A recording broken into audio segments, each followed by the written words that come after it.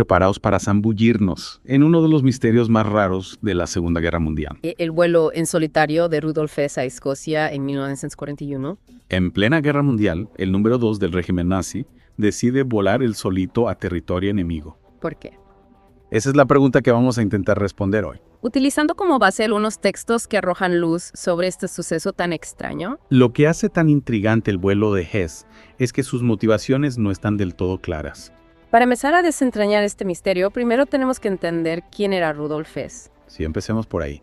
¿Quién era exactamente este personaje? ¿Qué papel jugaba en la maquinaria nazi? Era un pez gordo, ¿no? Sí, Rudolf Hess era un pez gordo del partido nazi, un ferviente seguidor de Hitler desde los inicios del movimiento. Llegó a ser su secretario personal y confidente. Nada menos. Alguien quien Hitler depositaba una gran confianza. Tanto es así que en 1933, cuando los nazis llegaron al poder, Hitler lo nombró su sucesor. ¡Wow! Segundo al mando del partido. O sea, no era un simple peón. No. Estaba en la cima del poder nazi. Exactamente. ¿Y qué le llevó a arriesgarlo todo con este vuelo a Escocia? Ahí está la clave del misterio. Ajá. Para 1940 la situación había cambiado. La guerra con el Reino Unido estaba en pleno apogeo. Claro. Y Hess, a diferencia de otros líderes nazis, veía esta guerra como un error estratégico. Además, su influencia sobre Hitler había disminuido, Sí. eclipsada por figuras como Hermann Göring. Entiendo. Algunos incluso especulaban que Hitler comenzaba a dudar de la estabilidad mental de Hess. Entonces, tenemos a un hombre que se está desilusionando con la dirección que está tomando la guerra. Sí. Y al mismo tiempo está perdiendo influencia en el círculo íntimo de Hitler. Exacto. Es en este contexto que decide lanzarse a esta aventura. Exacto. Y la batalla de Inglaterra, ¿verdad? La batalla de Inglaterra, librada entre el verano y el otoño de 1940, parece haber sido el detonante. Veo. La Luftwaffe bombardeaba ciudades y bases aéreas británicas sin tregua, intentando forzar la rendición de Inglaterra. Claro. Pero Hess, convencido de que la guerra con el Reino Unido era un error, decidió actuar por su cuenta. Es interesante que menciones la batalla de Inglaterra. Sí. ¿Podríamos profundizar un poco más en el clima político de la época? Por supuesto. ¿Había realmente sectores en el Reino Unido que simpatizaban con Alemania? Había algunos... ¿O era una idea descabellada de Hess? Es cierto que existían algunos individuos y grupos en el Reino Unido que antes de la guerra veían con buenos ojos a Alemania, admiraban su recuperación económica, y algunos incluso compartían su desconfianza hacia el comunismo. Sin embargo, con el estallido de la guerra, estas simpatías se desvanecieron rápidamente. Claro. La brutalidad de la campaña militar alemana, especialmente los bombardeos indiscriminados sobre la población civil, unieron al pueblo británico en contra de Alemania. Entonces, si Hess esperaba encontrar apoyo en el Reino Unido, parece que estaba muy equivocado. Sí, todo apunta a que Hess se aferraba a una visión distorsionada de la realidad. Ya veo. Quizás se dejó llevar por sus propias ideas preconcebidas o por información errónea. Y aún así, se lanzó a este vuelo tan arriesgado. Así es. ¿Podrías contarnos un poco más sobre la planificación y ejecución de este viaje? Hess planeó todo meticulosamente. Estudió mapas de navegación aérea. Escogió un Messerschmitt Bf 109, un avión de caza alemán. Y lo modificó para poder realizar un vuelo de larga distancia. Increíble. También preparó provisiones para el viaje, incluyendo mapas brújula. Sí. Y hasta una colección de medicamentos. Un vuelo en solitario sobre territorio enemigo en un caza. Sí. Parece una misión suicida. Lo era. ¿Y cómo logró cruzar el espacio aéreo británico sin ser derribado? No fue fácil, desde luego. Despegó el 10 de mayo de 1941 desde Augsburg-Haunstetten a las 17:45. Tras un largo vuelo sobre el Mar del Norte, el radar británico detectó su avión entrando en su espacio aéreo a las 22:08. ¿Lo pillaron? La RRF, la Real Fuerza Aérea Británica, envió 2 cazas Spitfire para interceptarlo. Para derribarlo. Pero Hess logró evadirlos. Increíble. ¿Y cómo llegó finalmente a Escocia? El Royal Observer Corps, el cuerpo de observadores británico, rastreó la trayectoria de Hess hasta que llegó a Escocia. Casi sin combustible, y con los Spitfires pisándole los talones, Hess tomó una decisión drástica. ¿Qué hizo? Ascendió a 1800 metros. Sí. Y saltó en paracaídas. Madre mía. Se lesionó un pie al aterrizar, pero sobrevivió. Vaya. Su avión se estrelló poco después cerca de Dungavel House, el lugar que había elegido como destino final. Parece la escena de una película de acción. Totalmente. ¿Y qué sucedió una vez en tierra? ¿Cómo fue recibido en Escocia? Lo primero que hay que destacar es que no llegó a su destino tal como lo había planeado. Ya, ¿no? Aterrizó cerca de la granja de David McLean, quien lo encontró y le ayudó. Ya. McLean, desconcertado por la presencia de un piloto alemán en medio de la campiña escocesa, alertó a la Home Guard, una fuerza de defensa local. Entiendo. Hess, mientras tanto, insistía en ver al duque de Hamilton. Espera, el duque de Hamilton. Sí. ¿Por qué Hess creía que este noble le ayudaría en su misión? Al parecer, Hess creía que el duque de Hamilton, por su posición social Ajá. y sus supuestos contactos con el gobierno, ¿Sí? podría facilitarle una audiencia con las autoridades británicas. ¿Tenía Hess algún fundamento real para creer esto? Es una pregunta que aún intriga a los historiadores. Todo esto nos lleva a preguntarnos qué pretendía Hess realmente con este vuelo. Claro, ¿Creía de verdad que podía negociar la paz con el Reino Unido? es la gran pregunta. O, como algunos sugieren, había algo más detrás de esta acción. Puede ser. En la próxima parte de nuestra inmersión, analizaremos las diferentes teorías sobre las motivaciones de Hess Me parece bien. y las posibles repercusiones de su acto. Estupendo. Retomemos nuestra conversación sobre enigmático Rudolf Hess. La última vez lo dejamos en Escocia detenido tras su audaz vuelo, insistiendo en ver al duque de Hamilton. Sí, y la gran pregunta que quedó en el aire es, ¿qué pretendía realmente Hess con este acto? ¿Cuáles eran sus verdaderas motivaciones? Un misterio. Las teorías abundan, y cada una ofrece una perspectiva diferente sobre las intenciones de Hess. Entiendo. Una de las teorías más populares, Sí. y quizás la más sencilla, Mm. sugiere que Hess actuó por iniciativa propia, movido por un genuino deseo de poner fin a la guerra entre Alemania y el Reino Unido. Un acto de pacifismo. Desde el corazón mismo del régimen nazi, Suena paradójico. sin duda. Mm. Pero algunos historiadores argumentan que Hess, Ajá. desencantado con la guerra y preocupado por su impacto devastador, Sí. creía que podía persuadir a los británicos para negociar un acuerdo de paz. Negociar la paz. Recordemos que Hess se oponía a la guerra con el Reino Unido desde el principio, Sí. considerándola un error estratégico. Ya veo, pero ¿qué le hacía pensar que los británicos estarían dispuestos a negociar con él? En ese momento. Después de los bombardeos sobre Londres. Claro, después de los bombardeos sobre Londres y otras ciudades británicas, Sí. al parecer, Hess se aferraba a la idea de que existían sectores de la élite británica, Ajá. particularmente aquellos con simpatías hacia Alemania antes de la guerra, que estarían abiertos a la posibilidad de un acuerdo. ¿Y el duque de Hamilton? ¿Qué papel juega en esta teoría? Hess creía que el duque de Hamilton, por su posición social y sus supuestos contactos con el gobierno, Sí, podría ser la llave para abrir un canal de comunicación con las autoridades británicas. ¿es verdad? Es posible que Hess se basara en información errónea o en una percepción distorsionada de la realidad. Ya. Recordemos que para entonces su influencia en el círculo íntimo de Hitler se estaba desvaneciendo, Claro. y es posible que no tuviera acceso a información precisa sobre la situación política en el Reino Unido. Entonces, si esta teoría es correcta, se lanzó a esta aventura con la esperanza de encontrar interlocutores dispuestos a negociar la paz. pero basándose en una visión bastante ingenua, por no decir delirante, de la realidad. Exacto, y como era de esperar, los británicos no se tomaron en serio a Hess. Claro. Para ellos era un enemigo, un alto cargo del régimen nazi responsable de la guerra que asolaba Europa. Su propuesta de paz, por muy bien intencionada que pudiera ser, no tenía credibilidad alguna. Y además, Hitler negó cualquier implicación en el plan de Hess, Exacto. presentándolo como un loco que actuó por su cuenta. Totalmente. Podría ser que, a pesar de las apariencias, Hess sí actuara bajo las órdenes de Hitler. Es una posibilidad que no podemos descartar por completo. Otra teoría más controvertida Ajá. sugiere que Hess sí actuaba con el conocimiento o Pues- incluso la aprobación de Hitler. Eso cambia por completo la perspectiva. ¿Qué pruebas hay para apoyar esta teoría? ¿Por qué Hitler querría enviar a su segundo al mando en una misión tan arriesgada y a la vista de los resultados tan absurda? Algunos historiadores argumentan que a pesar de las negativas públicas, Hitler podría haber utilizado a Hess como una sonda. Una sonda. Para tantear la disposición de los británicos a negociar, Ya veo. recordemos que para entonces la guerra no iba del todo bien para Alemania.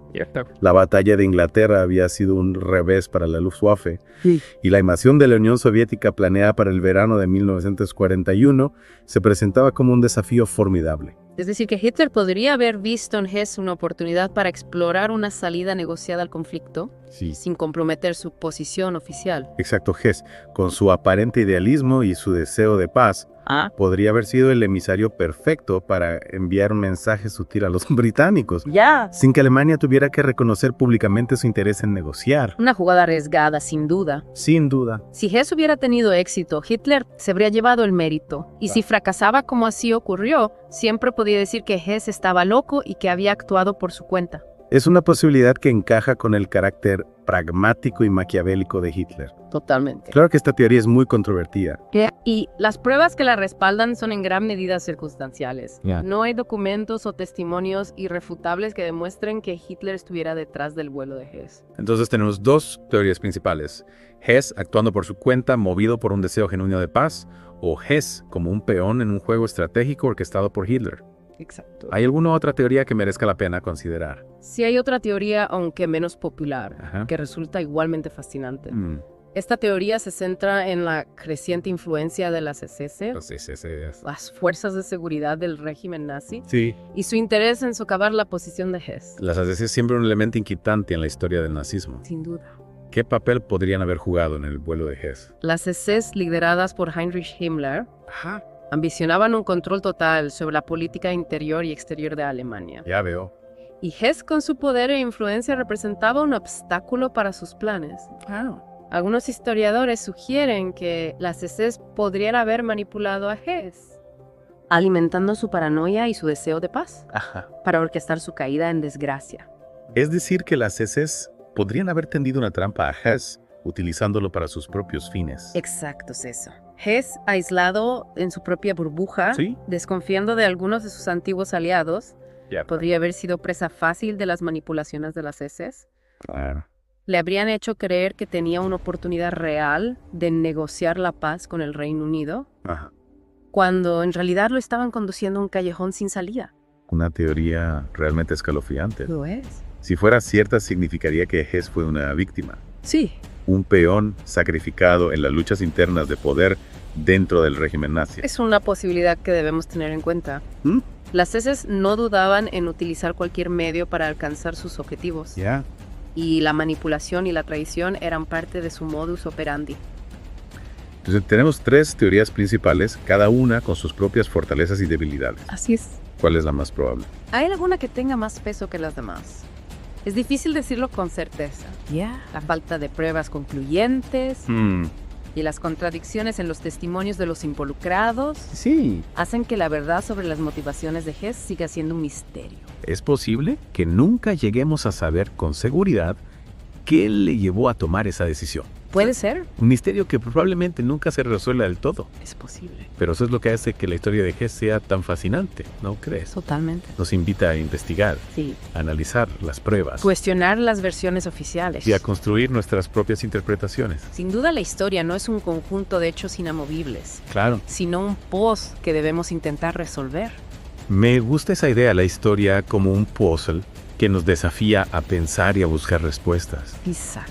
Y en el caso de Hess, esa búsqueda nos lleva a adentrarnos en las complejidades del régimen nazi, las tensiones entre sus líderes y las intrigas que se tejían en las sombras del poder. Exactamente. Y a veces el simple hecho de buscar respuestas ya es una recompensa en sí misma. Totalmente de acuerdo. Bueno, hemos explorado las posibles motivaciones de Hess, las reacciones de los británicos y la estrategia de propaganda de Hitler. Sí. Pero aún queda mucho por descubrir. Claro. En la próxima parte analizaremos el impacto del vuelo de Hess en el curso de la guerra, su juicio en Nuremberg y su legado histórico. Me parece bien. Hemos estado explorando el misterio del vuelo de Rudolf Hess a Escocia. Un acto que continúa generando debate entre los historiadores. Analizamos sus posibles motivaciones, desde un genuino deseo de paz hasta una maniobra orquestada por Hitler o incluso una trampa tendida por las SS. Pero más allá de las especulaciones, ¿qué impacto real tuvo este evento en el curso de la guerra? Es difícil medir con precisión el impacto de un solo evento en un conflicto tan complejo como la Segunda Guerra Mundial. Pero algunos historiadores sugieren que el vuelo de Hess sí tuvo consecuencias significativas, aunque quizás no las que él esperaba. Me intriga esa idea de que el vuelo de Hess, a pesar de su aparente fracaso, pudo haber influido en el desarrollo de la guerra. ¿Podrías explicarnos un poco más esa línea de pensamiento? En primer lugar, el vuelo de Hess reforzó la desconfianza entre Alemania y el Reino Unido. Claro. Si bien es cierto que con el contexto de la guerra en ese momento las posibilidades de un acuerdo de paz eran mínimas, El acto de Hess eliminó cualquier atisbo de duda que pudiera haber existido. Claro, después de este episodio sería aún más difícil para ambos bandos sentarse a negociar. Podemos considerar esto como un endurecimiento de las posiciones. Exactamente, el vuelo de Hess contribuyó a la escalada del conflicto, solidificando la imagen de Alemania como un enemigo implacable. Además, el incidente tuvo repercusiones en la imagen de Hitler y la percepción del régimen nazi a nivel internacional. ¿En qué sentido? Afectó la propaganda nazi en torno a la figura de Hess, la percepción que el mundo tenía de Hitler. La propaganda nazi, al presentar a Hess como un loco que actuó por su cuenta, logró en cierta medida controlar los daños a corto plazo. Presentaron la historia como un acto aislado de un individuo desequilibrado intentando desvincular a Hitler y al régimen de cualquier responsabilidad. Sin embargo, a largo plazo, el incidente sembró dudas sobre la estabilidad del régimen nazi y de capacidad de Hitler para controlar a sus subordinados. Si lo pensamos fríamente, el hecho de que el segundo al mando del régimen nazi realizara una acción tan extraña y aparentemente irracional sin duda, debía generar dudas sobre la solidez del liderazgo de Hitler. Precisamente el vuelo de Hess abrió una brecha en la fachada de unidad y control que el régimen nazi proyectaba al mundo. Esta acción, aunque no fue un golpe directo, sí que pudo haber contribuido a debilitar la imagen de Hitler y su régimen. Es fascinante como un acto que en principio parecía un intento desesperado de un individuo aislado pudo tener repercusiones a un nivel tan amplio. Hablemos ahora del propio Hess. ¿Qué consecuencias tuvo para él este acto de rebeldía? Bueno, como ya hemos comentado, el régimen nazi lo repudió declarándolo loco y desvinculándose de sus acciones, pero más allá de eso, el destino de Hess quedó sellado tras la guerra con el juicio de Nuremberg. Cierto, hablemos de ese capítulo de su historia. ¿Cómo fue juzgado Hess por el Tribunal Militar Internacional? ¿Qué actitud adoptó ante el tribunal? Tras la rendición de Alemania en 1945, Hess fue trasladado a Nuremberg junto a otros líderes nazis para ser juzgado por crímenes de guerra. Durante el juicio, Hess mantuvo una actitud errática. Alternaba momentos de lucidez con episodios de amnesia y comportamiento extraño, negándose a cooperar con el tribunal e incluso interrumpiendo las sesiones con exabruptos. ¿Se puede considerar esta actitud como un intento de fingir locura para eludir la justicia? Es una posibilidad que se barajó en su momento. Sin embargo, los informes psiquiátricos elaborados durante su cautiverio y durante el juicio apuntaban a que Hess, aunque no estaba clínicamente loco, sí presentaba una personalidad inestable con rasgos de paranoia e hipocondría. Es probable que la presión del juicio, el aislamiento y la culpa por su papel en el régimen nazi afectaran profundamente su estado psicológico. Es decir, que su comportamiento, aunque extraño, podría ser el resultado de un auténtico deterioro mental. Exacto, no podemos descartar la posibilidad de que Hess sufriera un colapso psicológico como consecuencia de los eventos que él mismo desencadenó. ¿Y cuál fue finalmente el veredicto del tribunal? Hess fue declarado culpable de 2 de los 4 cargos: crímenes contra la paz y conspiración para cometer crímenes. Fue absuelto de cargos de crímenes de guerra y crímenes contra la humanidad, probablemente debido a la falta de pruebas directas de su participación en la planificación y ejecución del Holocausto. El tribunal lo condenó a cadena perpetua. A diferencia de otros líderes nazis, Hess fue el único que cumplió su condena íntegra. ¿Cómo fueron esos últimos años en la prisión de Spandau? Hess pasó el resto de su vida, más de 40 años, en la prisión de Spandau en Berlín, bajo un estricto régimen de aislamiento. Su comportamiento errático continuó durante su encierro y sus intentos de suicidio, que ya habían comenzado durante su cautiverio en el Reino Unido, se hicieron más frecuentes, finalmente en 1987, a la edad de 93 años. Hess fue encontrado muerto en su celda, aparentemente por suicidio. Un final triste y solitario para una figura que en su día estuvo en la cima del poder. ¿Cuál dirías que es el legado de Rudolf Hess? ¿Cómo lo recuerda la historia? El legado de Hess es complejo y contradictorio para algunos. Es un traidor a su patria, un fanático nazi, que a pesar de su intento de paz contribuyó a los horrores del régimen. Para otros es una figura trágica, un hombre idealista que se equivocó de camino y pagó un alto precio por sus errores. Su vuelo a Escocia, un acto inexplicable para muchos, sigue fascinando a historiadores y generando debate. Fue un acto de pacifismo, una maniobra estratégica, una trampa urdida por sus enemigos. Es difícil dar una respuesta definitiva. El enigma de Rudolf Hess perdura y probablemente nunca lleguemos a conocer la verdad absoluta sobre sus motivaciones y las consecuencias de sus actos. Lo que sí podemos afirmar es que su historia nos recuerda la complejidad del pasado y las dificultades para comprender las acciones de los individuos que lo protagonizaron, especialmente en un contexto tan convulso como la Segunda Guerra Mundial. Totalmente de acuerdo, la historia no nos ofrece siempre respuestas claras, pero sí nos brinda la oportunidad de reflexionar, de debatir, y de construir nuestras propias interpretaciones. Y en el caso de Rudolf Hess, la búsqueda de esas interpretaciones nos lleva a adentrarnos en las profundidades del régimen nazi, sus contradicciones, sus luchas internas y sus consecuencias para el mundo. Ha sido un viaje fascinante a través del misterio de Rudolf Hess. Espero que esta inmersión haya servido para despertar la curiosidad de nuestros oyentes y animarlos a seguir investigando este episodio tan enigmático de la historia. Yo también lo espero. Siempre hay más que aprender, más perspectivas que explorar y más piezas del puzzle que encajar. Gracias por acompañarnos en esta inmersión. Hasta la próxima.